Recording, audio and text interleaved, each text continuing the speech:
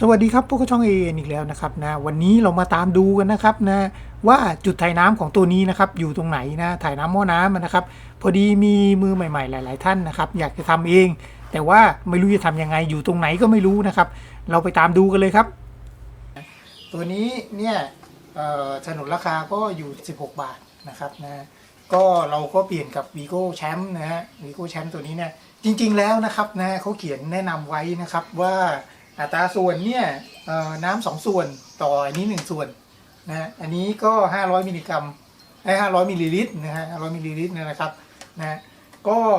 จริงๆแล้วมันจะต้องเติมได้ 1.5 ลิตรแต่ว่าร้านเขาบอกว่าขวดหนึ่งต่อหม้อหนึ่งนะฮะผมก็สงสัยนะครับจริงๆแล้วมันพอไหมนะฮะถ้าตามสเปคเขาเลยนะครับมันต้องใช้2 ขวด2 ขวดถึง 3 ขวดนะครับ2 ขวดถึง 3 ขวดถึงจะเต็มนะฮะแต่ว่าเขาบอกเขาใช้อันเดียวก็พอแล้วนะไม่ต้องเยอะอะไรมากมายนะอะไรประมาณนั้นนะครับนะเราก็ลองดูกันนะครับว่าใช้ขวดหนึ่งเนี่ยสีมันจะเข้มหรือว่าน้ำมันจะเข้มไหมนะแต่ผมแนะนำตามสเปคที่เขาเขียนข้างขวดดีกว่านะครับควรจะสัก3 ขวดน้อยๆนะครับเดี๋ยวเรามาลองดูวิธีการถ่ายทิ้งเลยนะครับนะกับตัว Vigo Champ เนี่ย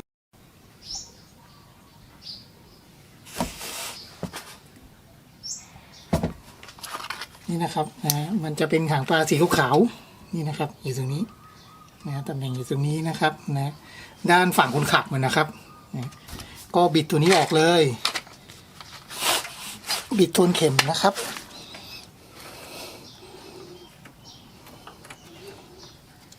นะบิดเนี่ยครับนะมันก็จะออกน้ำก็จะออกมาเลยนะครับนะตรงนี้จะเลอะเทอะนิดนึงนะครับเสร็จแล้วพอน้ำหยุดไหลแล้วนะครับนะเราก็ปิดรูนะปิดรูขันตามเข็มนาฬิกานะครับนะขันให้แน่นพอสมควรนะครับไม่งั้นขับไปแล้วมันรั่วนะพอรั่วแล้วงานจะเข้านะครับนะก็คราวนี้ก็มาเติมเข้าไปเลยครับนะเติมตอนแห้งๆนี่เลยครับ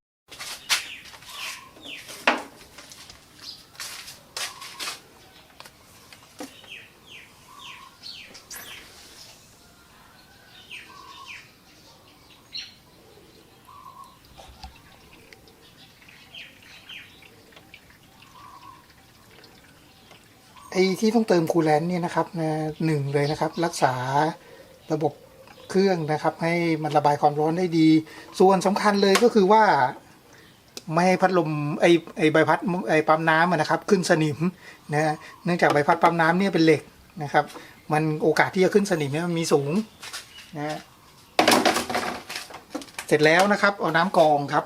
น้ำกรองนะครับย้ำเลยน้ำกรองนะเติมเข้าไป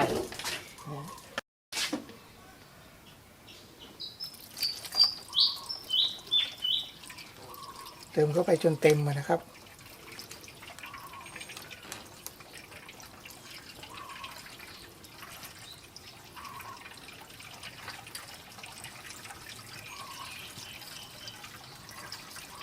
ตัวนี้น่าจะไม่เต็มแล้วมันประมาณ5 ลิตรครึ่งถึง6 ลิตรนี่นะครับถังนี้มันถัง6 ลิตร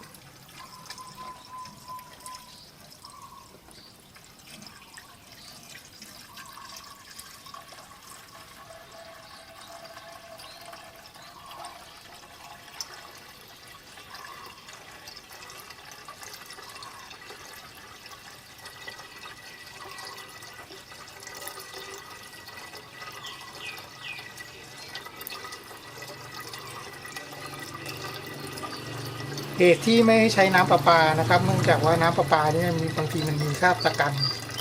นะ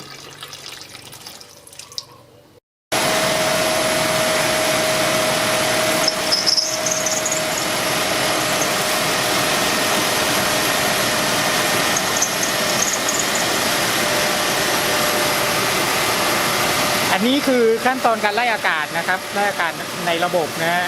เพราะว่าเราถ่ายน้ำทิ้งเนี่ยยังไงก็ต้องมีอากาศอยู่แล้วนะฮะแล้วก็ไล่อากาศด้วยวิธีนี้นะครับคว่ำขวดนะฮะรอจนกว่าวาล์วจะเปิดครับครับทำจนฟองไม่มีแล้วนะครับนะฟองไม่ออกมาแล้วนะครับนะก็เป็นอันว่าใช้ได้ครับนะเนี่ยอาการวาล์วเปิดแล้วนะครับนะน้ำจะขึ้นมาเรื่อยๆนะครับนะคือวาล์วคืออะไรวาล์วคือทำหน้าที่กัก เอาไว้ให้น้ำมันร้อน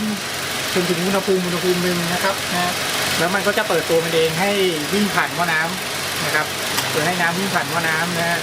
ก็เป็นการระบายวิธีระบายความร้อนอย่างหนึ่งนะครับนะ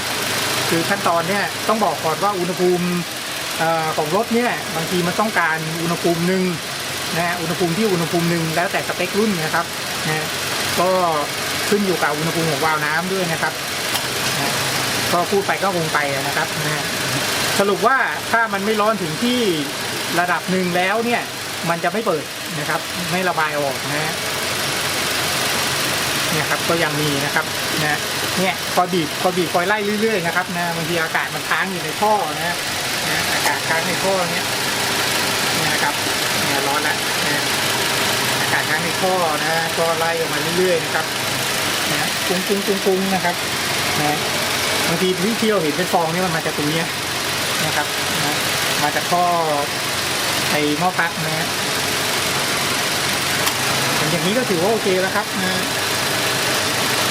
ที่ใช้ในคลิปนี้นะครับนะอยู่ในตะกร้าเลยนะครับตำได้เลยครับขอบคุณมากครับสำหรับการรับชมคลิปนี้นะครับถ้าไงฝากกด Subscribe ด้วยนะครับขอบคุณครับ